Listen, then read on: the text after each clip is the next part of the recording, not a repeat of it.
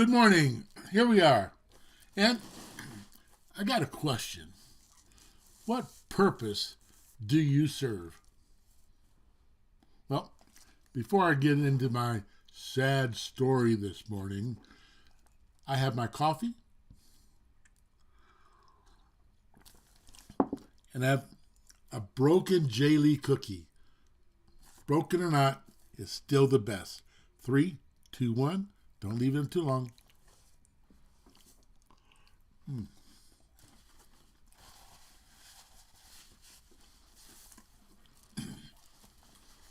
Let me tell you the story. The other day, I'm standing in front of the mirror, getting ready to go to synagogue, brush my hair, brush my teeth, getting ready. And it dawned on me as I'm looking in the mirror, man, you're getting old. What purpose do you serve? I mean, you probably got a few good years left, but after that, what purpose could you serve? And it dawned on me that not every purpose we have might be so spectacular.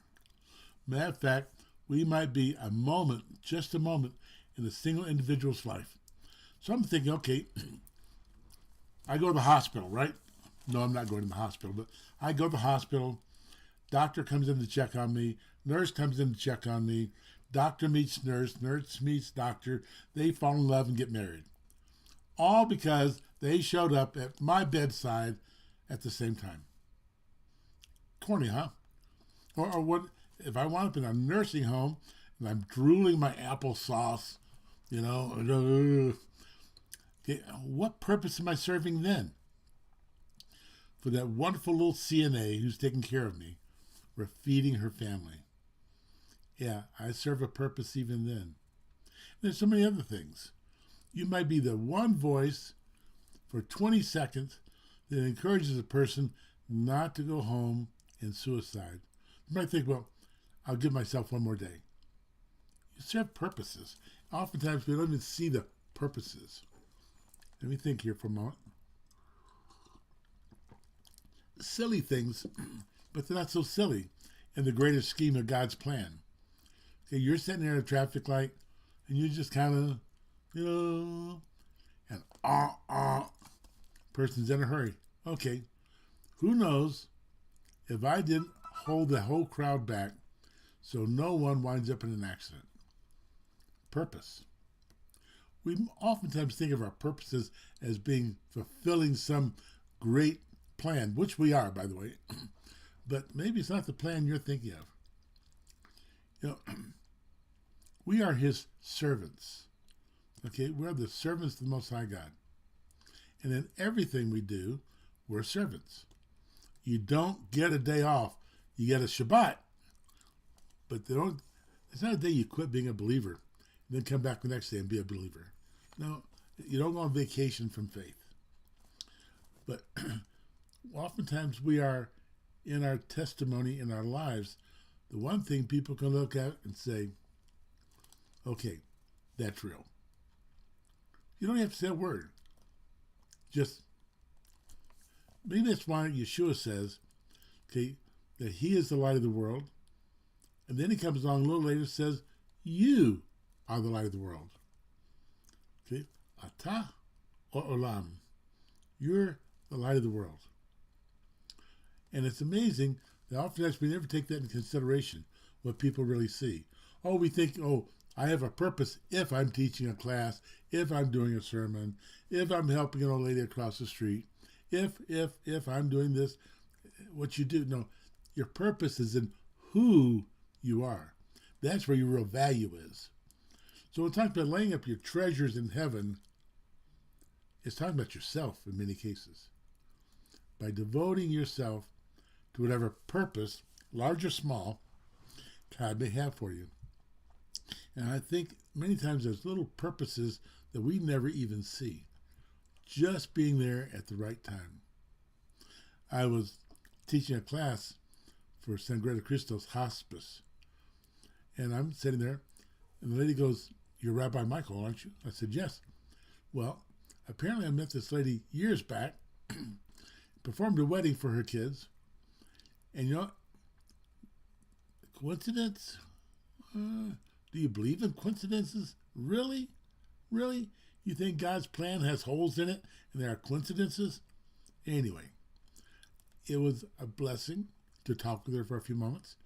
And then we had to go to our separate appointments. Cookie.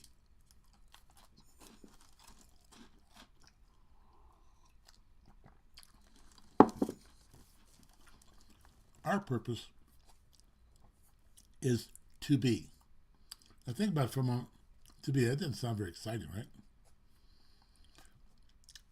The tetragrammaton, God's name, in essence represents I am that I am. And ours is to be and to be. We want to walk in his holiness. We have to serve in his holiness every day. Do you ever think that the New Testament's too small, especially the Gospels?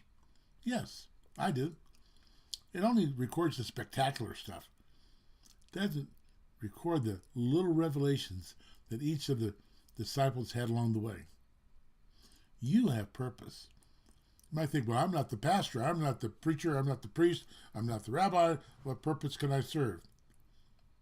Well, make yourself available to God, and he'll make sure that you have purpose. Because see, we trust in him with all of our heart. We don't lean on our own understanding. In all our ways, we acknowledge him, and he directs the path. You know, I'd rather be a pawn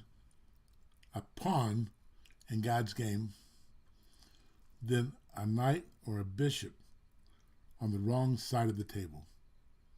Do you understand what I'm saying? To serve the Lord in any way, it means just picking up something some person dropped in the grocery store. That's right. Every little act of kindness. Did you ever hold the door open for someone going into a business or even to the grocery store or something? Just hold the door open and let them get through, or in a restaurant. How often do you hear a thank you? Fairly often. Not steady, but fairly often. And for a moment, your act of kindness was seen and appreciated.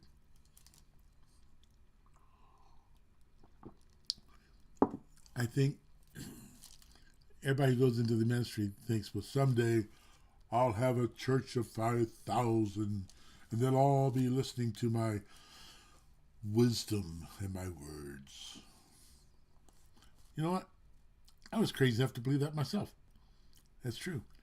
I mean, God obviously has great things for me. Great things. No, God has things for me. But the only thing great is him. I serve him and his greatness. It's not about me. It's about him. And my purpose is him. You know, God so loved the world, he gave his only begotten son. You've heard it a million times. I also believe that God gave his son, and in return, he got many, many sons and daughters.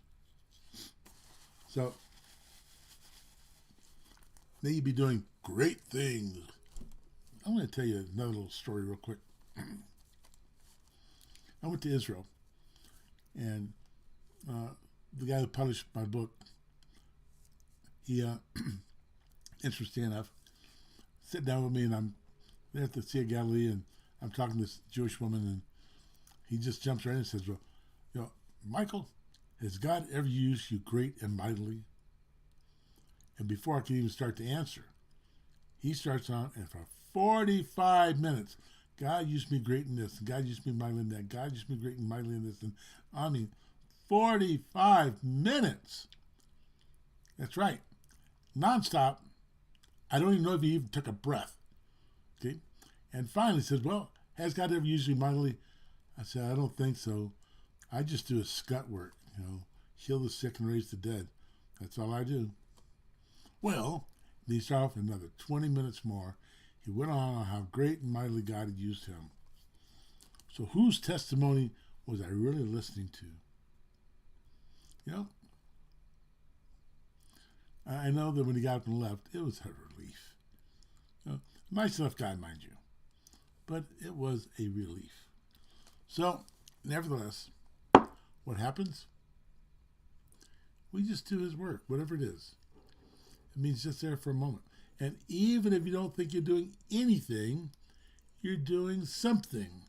For those who wait, waiter, waitress, those who wait upon the Lord shall renew their strength. Just in my old age, if all I can sit there and drool, I've given some person a living wage. I've served a function. Because I'm there, they're there. And they're feeding their family and taking care of their kids. You know? Sometimes you're there just enough time to introduce a couple of people to the right people. Or they just accidentally come to meet each other because of the moment you were there.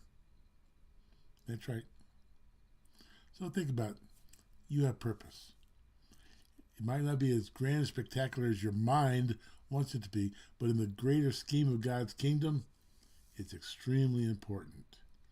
Just that moment that you are present, even if you were not aware of your purpose.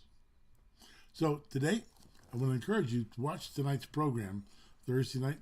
It's Wake Up, 6 o'clock here on Facebook and YouTube. And the subject is made in his image. Well, what does that mean? Does that mean God has two nostrils? God has wiry, hairy eyebrows? Is God losing his hair? What does it mean to be made in his image? And to what extent can I count on that in understanding him? So tonight, 6 o'clock, join us for Made in his image. Now we come to that point in our little program this morning where we talk about buttons. Buttons. That's right. There is a like, there's a share, and that share is the most important button because it makes us partners in ministry. There's the follow and subscribe, and those help us in our ratings with Facebook and with YouTube.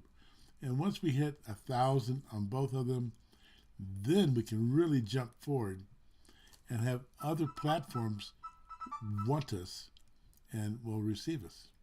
But we have to hit 1,000 on both.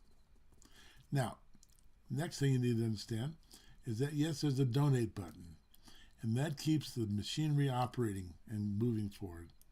Yes, there are fees involved. We pay a service that spreads out our signal over multiple platforms. So, if you would, consider that button also. Now, for the best part, the blessing. You know, if I had no other purpose than every day to recite this blessing to you, that would be enough. It really would. So here is the blessing that God has ordained for you to hear and has commanded for pastors, priests, and rabbis to pronounce. I don't know if they do it in your church. If they don't, take it to the pastor, take it to the priest, and say, look, this is what God says. Okay? But here's the blessing. Now may the Lord bless you and keep you and cause his face to shine upon you. May the Lord be gracious unto you and lift up his countenance to you. May give you peace. You already have purpose. So bless God. And by his good grace, we'll see you tomorrow for Ask the Rabbi Friday.